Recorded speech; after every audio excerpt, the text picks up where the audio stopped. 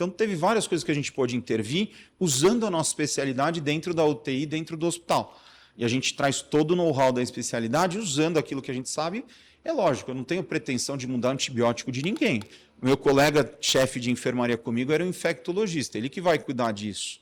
Mas eu dou minha opinião sobre as coisas que a gente sabia. A gente vai somando junto com a equipe. É isso que é legal. E a gente tem uma visão um pouquinho mais ampla, um pouquinho mais... o paciente mesmo fala, nossa, você tem uma aproximação holística. Né? E eu falo assim, eu não sei o que é holístico, mas eu sou médico, eu cuido de gente. Eles ficam espantados que a gente muitas vezes pergunta... Eu tenho que explicar para o paciente que eu estou perguntando, porque muitos deles não entendem. Você senta aqui. Boa noite, doutor José. Boa noite. Tá bom. O senhor tem quantos anos? O senhor é casado? Tá bom. O senhor tem filho? Quantos anos tem o seu filho? O senhor tem cachorro? Qual é o cachorro? O senhor anda com eles ou tem passeador? O senhor escreve com qual mão? Direita ou esquerda? Eu sou testemunha disso. Lá no HC, o ambulatório de fisiatria, a anamnese, que são essas perguntas, eles chegam a levar 2 horas. Mas isso, então, é ser mais humano, né?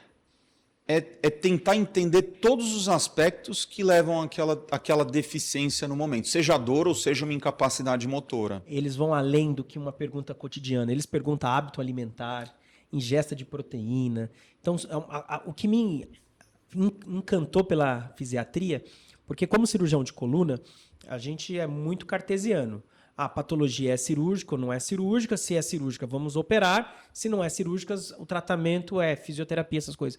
O fisiatra, ele vê essa zona cinzenta de outra forma.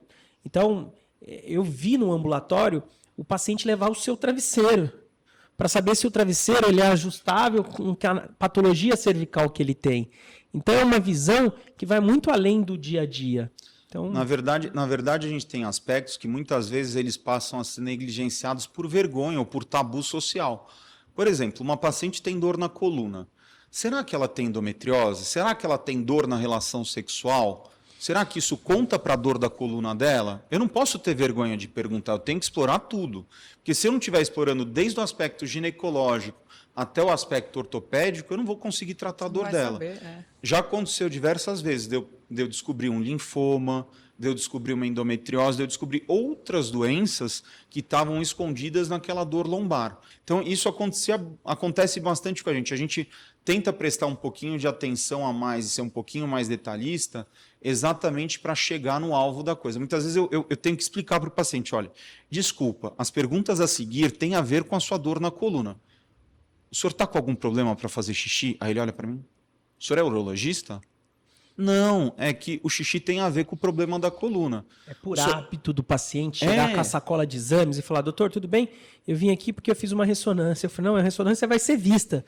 Mas primeiro vamos contar um pouquinho da sua história, né? Eu evito sempre ver o exame antes de examinar o paciente. Eu gosto de ter a minha conclusão clínica. Porque muitas vezes a gente tem na coluna, que o doutor José é grande especialista, mas a gente tem uma história clínica que não é tão rica. E aí você olha para a imagem e fala assim, nossa, é cirúrgico. Mas aí, puxa, mas até 2 segundos atrás eu não estava pensando em cirurgia para esse paciente que não tinha nenhum problema neurológico. Por que agora eu olhei a imagem e vou pensar? Né? Então, a gente acaba tendo um viés. Quando a gente olha a imagem, a gente acaba tendo uma tradução, a gente quer induzir o paciente àquilo que a gente sabe sobre aquela imagem. Na verdade, a gente perde um pouco da história. Então, a gente é bem cadenciado e na metodologia da entrevista fisiátrica, né? E é isso que eu acho que é a grande diferença.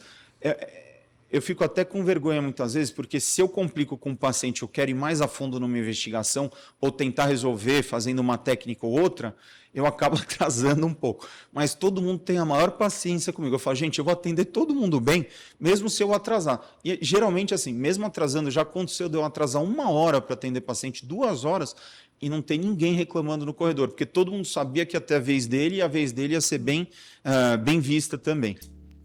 Então a gente espera vocês. Se inscreva no nosso canal, siga o nosso @ no Instagram, nossa coluna, curta, comente e vem com a gente.